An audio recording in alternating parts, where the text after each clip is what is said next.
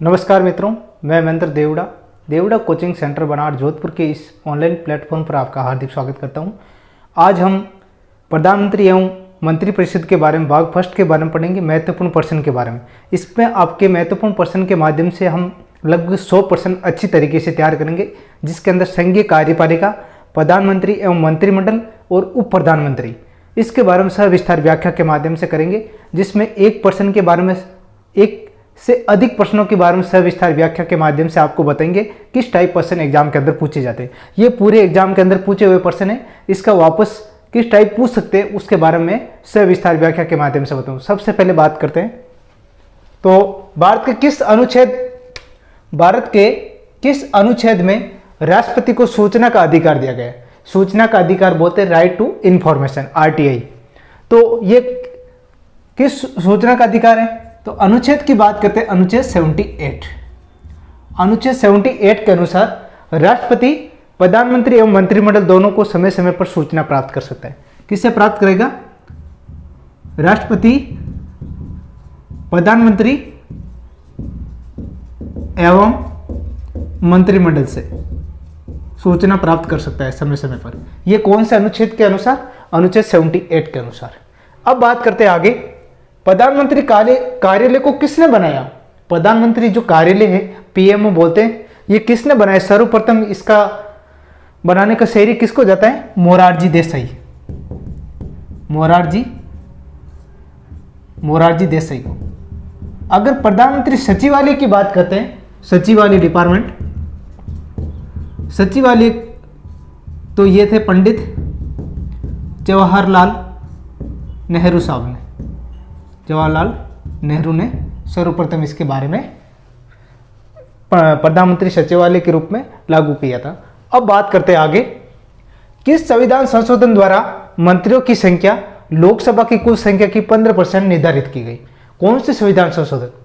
यानी 91वें संविधान संशोधन, 91वें संविधान संशोधन। अगर इसमें सन की बात करते हैं, सन 2003 के अंदर बना था और 15% से अधिक संख्या नहीं होगी मंत्रिपरिषद का आकार के बारे में। तो ये कौन से संविधान संशोधन अंदर का आ गया? 91वें संविधान संशोधन 2003 के अनुसार। और अभी वर्तमान समय की बात करते हैं, प्रधानमंत्री सहित 83 सीटें, 83। ठीक है, तो 15% से ज़्यादा सीटें नहीं हो सकती, यानी जैसे लोकसभा की सीटें 545, इसका 15% ही निर्धारित किया गया मंत्री के रूप में, जिसमें कैबिनेट मंत्री, राज्य मंत्री, स्वतंत्र उप प्रधानमंत्री। ठीक है, आगे बात करते हैं, भारत का पहला गैर कांग्रेसी प्रधानमंत्री कौन था? गैर कांग्रेसी प्रधानमंत्री था मोरारजी देसाई। और इनकी अगर सन की बात 1977 के अंदर सर्वप्रथम गैर कांग्रेसी सरकार प्रधानमंत्री बने थे मोरारजी देसाई। किस देश में बहुल लोक कार्यपालिका, यानी बहुल कार्यपालिका, वहां पर राष्ट्रपति है 7। कितने राष्ट्रपति है? 7 राष्ट्रपति है। कहां पर? स्विट्जरलैंड के अंदर। स्विट्जरलैंड,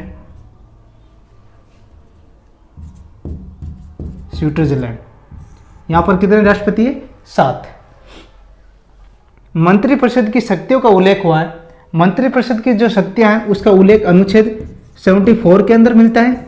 अगर 75 के अंदर की बात करते हैं, मंत्रिपरिषद सामूहिक से लोकसभा के प्रति उत्तरदायी होगी। ये किसके अंदर कहा गया? अनुच्छेद 75(3) के अनुसार मंत्रिपरिषद सामूहिक रूप से लोकसभा के प्रति उत्तरदायी है। लोकसभा के प्रति उत्तरदायी है। लोकसभा बोलते हैं लोगों का जो सदन होता है, लोकसभा, डेमोक्रेसी। ठीक है, लोकतंत्र के रूप में जानते हैं इनको। किसने जवाहरलाल नेहरू को प्रथम प्रधानमंत्री की शपथ दिलाई? ये किसने दिलाई थी? सर्वप्रथम की बात करते हैं सी राजगोपालाचारी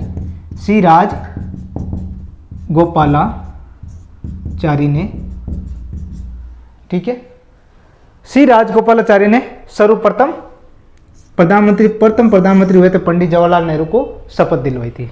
ठीक है, आगे बात करते, किस प्रधानमंत्री के कार्यकाल में 2 उप प्रधानमंत्री थे? यानी कौन से प्रधानमंत्री के कार्यकाल में 2 उप प्रधानमंत्री थे? वो प्रधानमंत्री थे आपके पीएम मोरारजी देसाई के समय। अगर उप प्रधानमंत्री की बात करते तो 2 थे, एक थे चौधरी चरण सिंह और जगजीवन राम। ये 2 उप प्रधानमंत्री हुए थे मोरारजी देसाई के समय। आगे बात करते, जिस प्रधानमंत्री की सरकार लोकसभा में बहस के दौरान एक बस से गिर गई थी, ये थे अटल बिहारी वाजपेयी, जिसकी सरकार चली थी 13 दिन। अटल बिहारी वाजपेयी। अगर ऐसे भी पूछ सकते हैं, भारत के जो प्रधानमंत्री के अनुसार कौन सर्वाधिक कम समय तक रहे, यानी सबसे कम समय तक प्रधानमंत्री के रूप में रहते, वो यानी 13 दिन अटल बिहारी वाजपेयी। ठीक है, आगे बात करते, 2 सितंबर 1946 को गठित अंतरिम सरकार का उपाध्यक्ष कौन था? अगर अंतरिम सरकार का उपाध्यक्ष की बात करते, 2 सितंबर की बात करते, 1946 की बात करते, उपाध्यक्ष के रूप में पंडित जवाहरलाल नेहरू थे। अगर अध्यक्ष के रूप में बात करते, लॉर्ड माउंटबेटन। उपाध्यक्ष इसके अंदर थे, उपाध्यक्ष थे पंडित जवाहरलाल नेहरू। और अध्यक्ष की बात करते हैं तो अध्यक्ष थे आपके लॉर्ड माउंटबेटन। यानी अध्यक्ष के रूप में भी पूछ सकते हैं और उपाध्यक्ष। 2 प्रश्न आपका ये तैयार हो गए। और इसके अंदर आपका ये प्रश्न अच्छी तरीके से होगा कि वे कौन से प्रधानमंत्री थे जो सबसे कम समय तक प्रधानमंत्री के रूप में रहे, वो थे आपके अटल बिहारी वाजपेयी। ऐसे हम इनके जो बारे में कोई कार्यक्रम के बारे में भी पढ़ेंगे, कौन से ईयर के अंदर है, फर्स्ट लेडी के रूप में, महिला प्रधानमंत्री के रूप में कौन थी, इंदिरा गांधी जी। अब इस प्रकार जो बहुत सारे प्रश्न हैं, जैसे भारत के उदारीकरण के जनक के रूप में कौन से प्रधानमंत्री को जाना जाता है, वो थे आपके डॉक्टर मनमोहन सिंह। ऐसे प्रश्न जो अगले जो नेक्स्ट वीडियो के अंदर करेंगे, इसी प्रकार आप अच्छी तरीके से एक सिस्टमेटिक तरीके से तैयारी करें।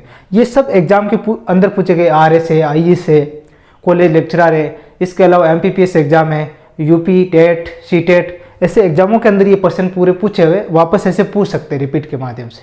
ठीक है दोस्तों, मिलते हैं अगले वीडियो के अंदर भाग 2 के अंदर महत्वपूर्ण प्रश्नों के बारे में सविस्तार व्याख्या के साथ। तब तक के लिए जय हिंद, जय भारत।